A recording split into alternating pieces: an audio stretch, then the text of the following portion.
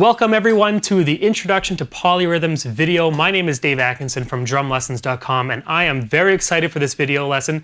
The whole section on polyrhythms is a lot of fun, but it is a big challenge as well. So hopefully you guys don't get too stressed out and try not to think about it too much, because really when it boils down to it, you want to make your drumming as musical as possible. So what is a polyrhythm anyway? Well, basically the word poly means more than one or multiple, and the word rhythm, well, we all know what that means, right? So basically a polyrhythm is more than one rhythm over top of each other. Now we're not going to go into any crazy detail, because really you can spend a whole year plus just practicing and developing your understanding for what polyrhythms are. What we're going to do is just give you a basic introduction as to how to play these basic rhythms. We're going to show you how to apply them into your actual playing so you can make it musical. And in the end, that is your goal, to make your drumming musical. So try not to think too much about these, and try not to get overwhelmed, because really you can spend years developing different polyrhythms and working on different time signatures with different note values and all that. It's pretty overwhelming.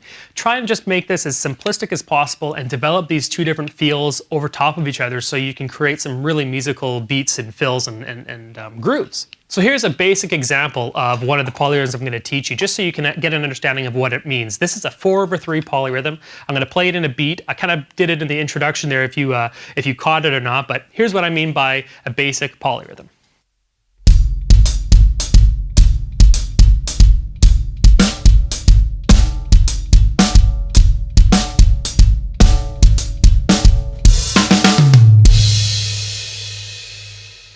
So as you can see, it's a lot of fun to play, and they kind of mess with your mind a little bit. As you notice, you might have felt that the bass drum was playing a completely different pattern as your hi-hat and snare, and that's what you're trying to get. You're trying to get those two different patterns over top of each other, making them groove, right? So I hope you enjoy them. You might notice that the notation is a little bit different. We're going to do them in a little bit of a graph form where you see boxes and X's, but like I said, it's very easy to follow along with.